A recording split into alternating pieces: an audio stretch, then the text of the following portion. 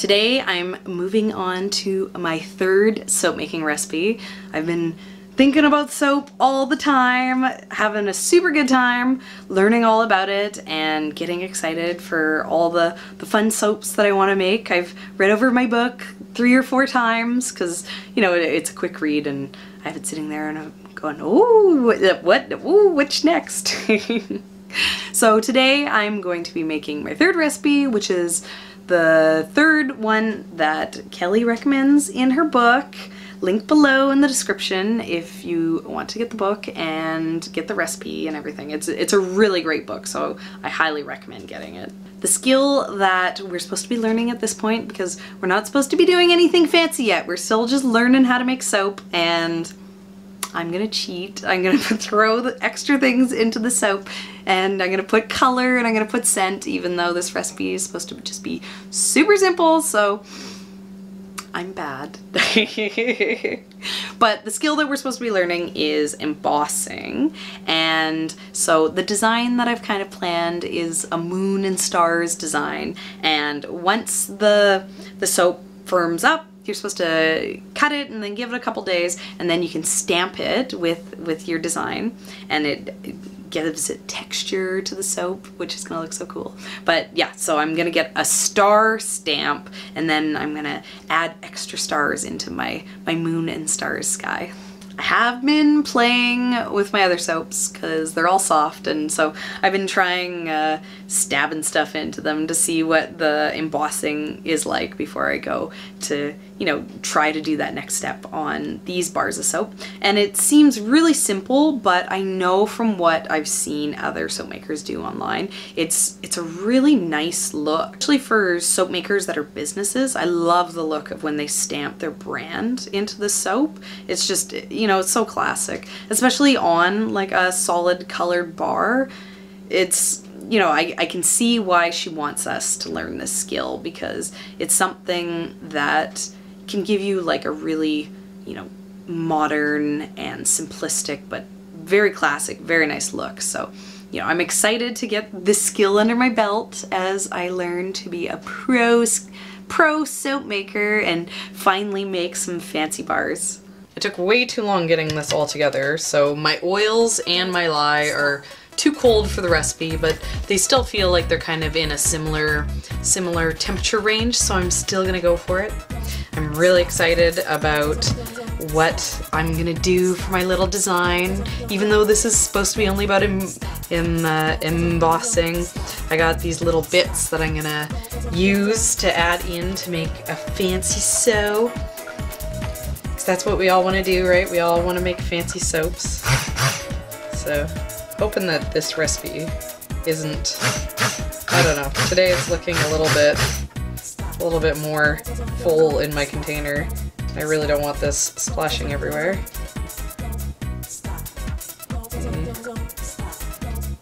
Okay, we're gonna have to be very cautious, because this is definitely maximum capacity.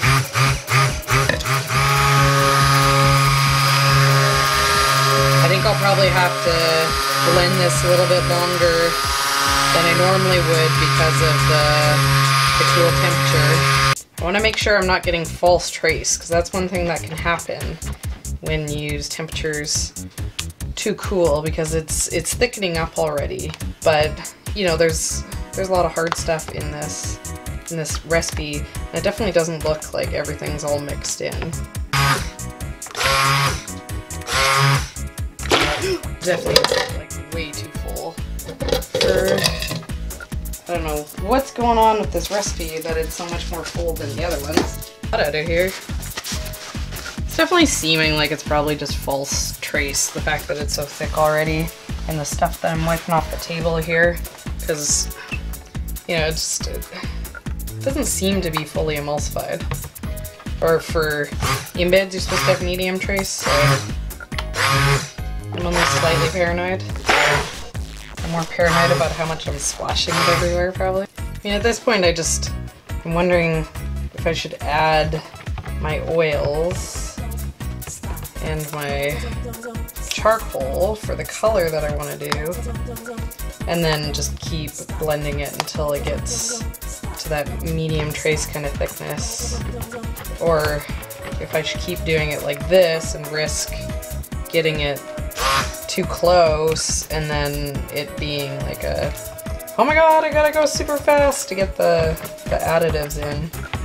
But it's definitely gonna be harder to see if there's any, like, you know, oils and like oils and soap batter kind of separating on the top once I put that black in. It almost seems thinner, which would make sense for the thin trace, that maybe the batter's warming up a bit and then the oils are melting. Seriously. Oh my god. I'm making a crazy mess today. Okay, let's put some black stuff in here. This is my activated charcoal powder, and I'm gonna make black soap. Just opening the like plastic on the top here turned my hands black, so I definitely do see why people kind of talk about not needing a ton of this. Really don't want to splash it anywhere, because now it'll make a crazy mess now that it's all black.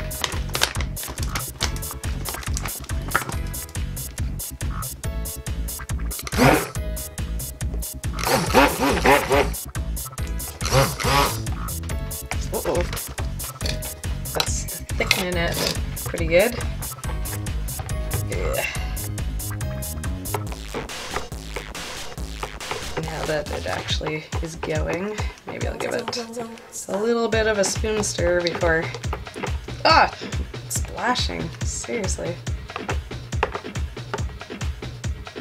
Okay, I want to get hurrying up on this, because it is definitely thickening now, and I still want to add oil to it. Pine and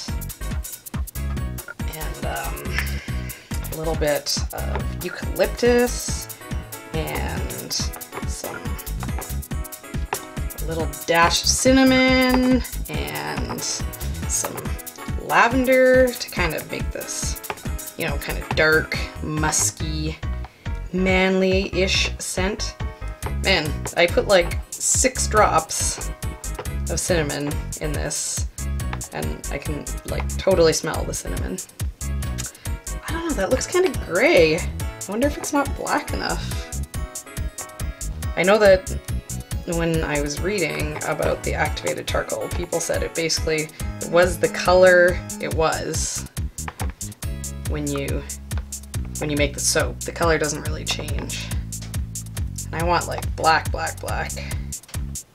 Maybe I'm gonna put a tiny bit more in.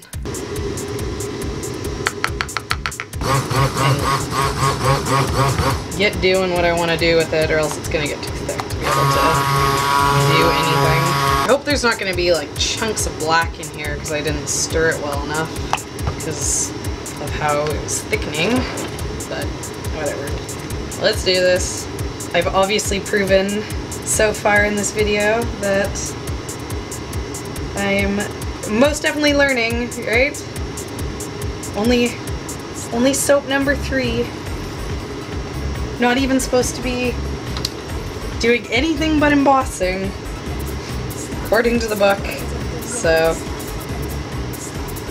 this is why I guess she recommends we don't get ahead of ourselves. Kelly, you know what you're talking about, and I didn't listen. I'm a bad soap learner. I'm trying to line my mold with parchment paper because that is what all the cool kids do. Oh man, it's heavy. Oh. Okay, so I'm gonna start by pouring a little bit in here. Like that. Where's my other one?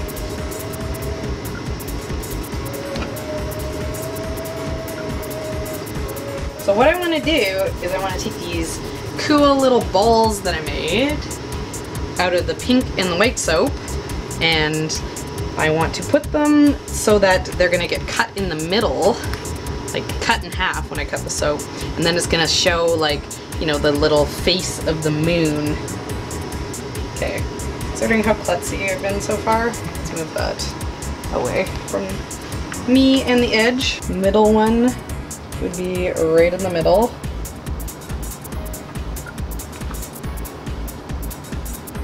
Okay, now I'm gonna sink that down to the bottom.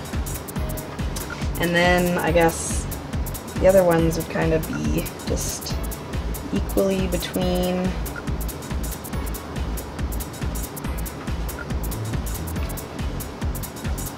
Oh no, it's thickening. So I didn't really like how my heart embeds turned out last time because of the fact that they kind of like had this like spot where you could see like that they sunk down and they didn't, yeah, definitely gotta hurry, this is thickening. They sunk down and they didn't kind of get nicely in to the, what am I saying? Yeah, so the embeds sunk down and then like you can kind of see that they got pressed into there. They didn't like nicely kind of get molded round, and I didn't like that. And so I was seeing some people talking about embeds, and they were saying that if you get them wet, they stick better. And then, you know, I was a little bit worried too that the hearts are gonna fall out. Okay, so then I have these little bits that I chopped up from the bars. What I'm gonna do is I'm gonna mix this. Here, let's get this. I'm gonna put this into the batter and stir it in. And then it's gonna be like the little stars. Like this is gonna be like the moon and the stars. And then as you like cut through it, it's, you know, different things will show up, and as it gets used up and the moon disappears, the stars will come out more. It's kind of the thought, but you know, the white soap is kind of boring to me. I've been telling Ian all about soap and he tells me that he doesn't care at all. He is as excited about the white soap as about any sort of design I might come up with. He's gonna have fancy soap if he likes it or not. That is the goal here, fancy soap. That is the end game. Okay.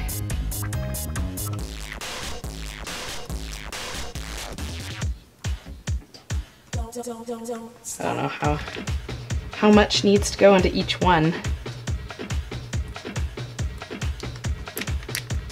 Definitely want the bowls to get covered.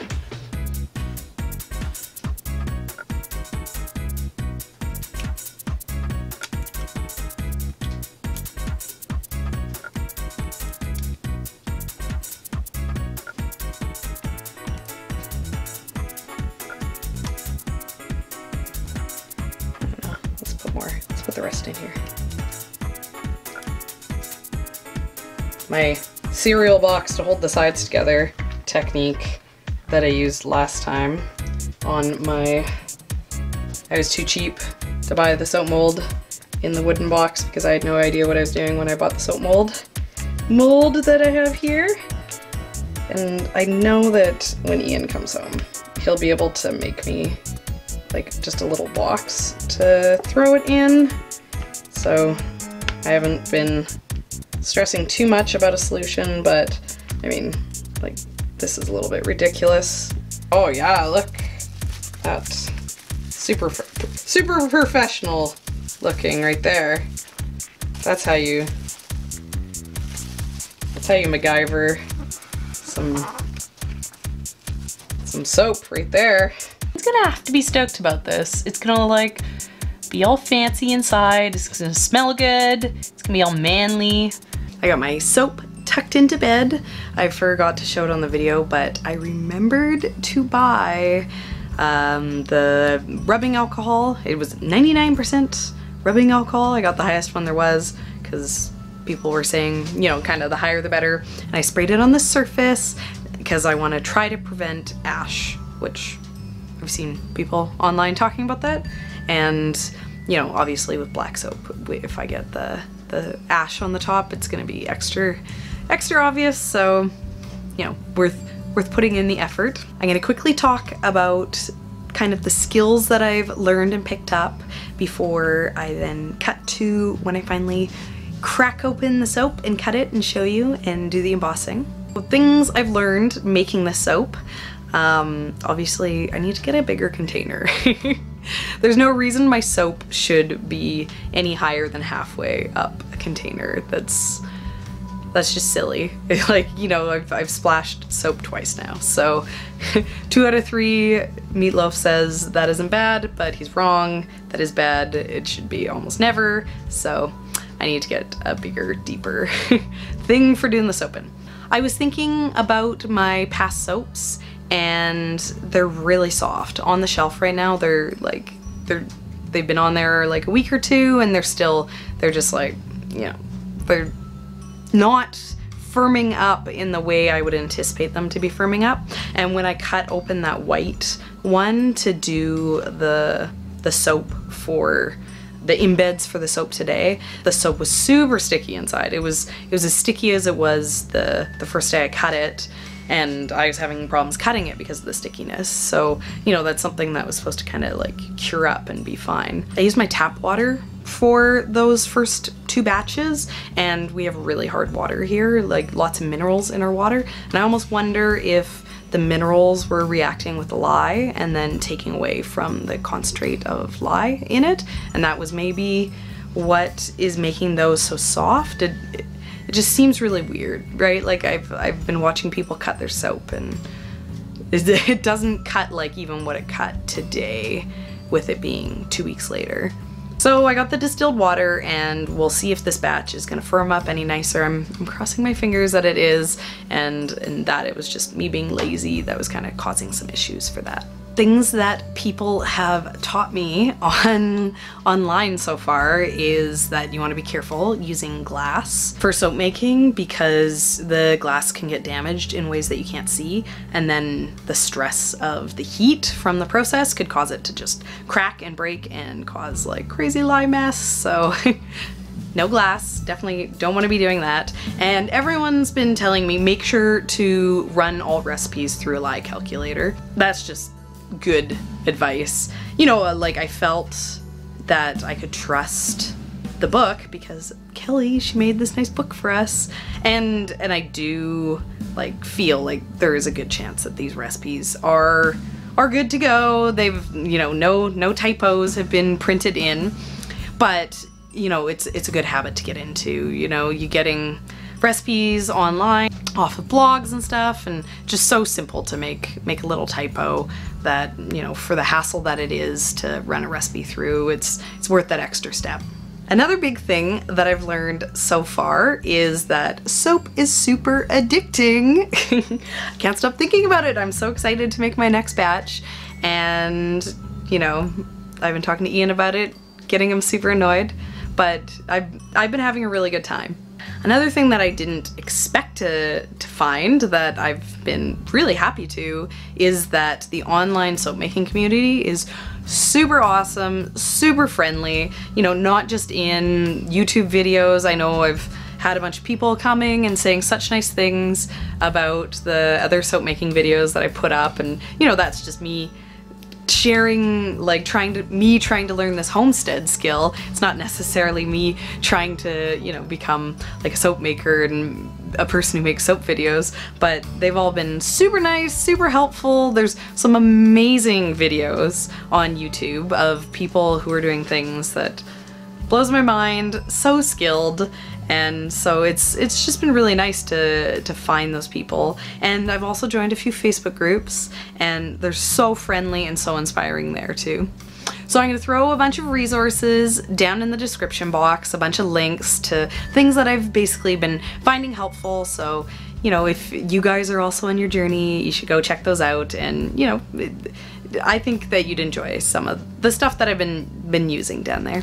Hello, you freaking. So, my keep mommy soap, and you see it new inside. I know, you see that? Are we gonna cut it and find all the moons? Yeah. Yeah? Okay, and then what are we gonna do? I'm gonna spell a moon, and now I'm gonna stamp it. Then we're gonna stamp it. Yeah. Right? Because the second half to what we're doing to make this soap all fancy is that we are going to emboss it. That's what the stamping is. I got another one. Oh, there's moons. Look how good these ended up looking. Moon and stars. Pink moon. My Nick Drake soap. We gotta find the moons. You can kind of see them. So there's one. That found it. And we cut it. And then there's the moon.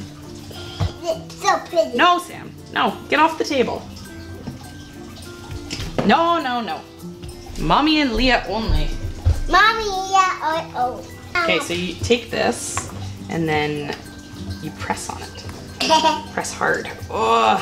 Okay, and then we take it off. Uh-oh. It's all stuck.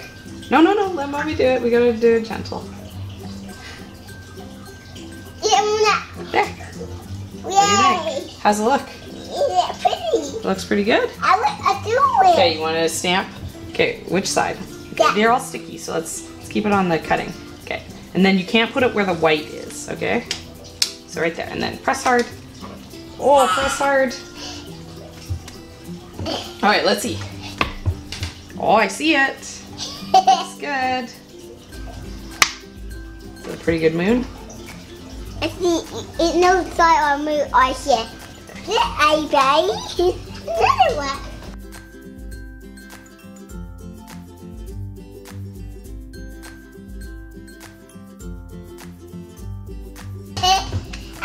I think that looks super good, Leah. I like to read it with Mama. I know.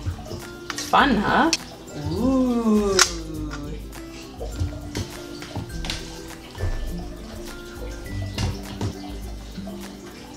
I want to walk. So we bought this stamp because I thought it was fun, and it has the sunflowers and ladybugs just like our garden, so yeah, I thought it would be fun. But it looks like I made a mistake when I decided to do embossing and also embeds, because these white bits inside the soap are actually harder than the black soap. So when I went to try to stamp this, the details would maybe show up on the edges. It wouldn't show up where the white things were, so we can try this again on a solid color soap, but you know, embeds maybe aren't the thing.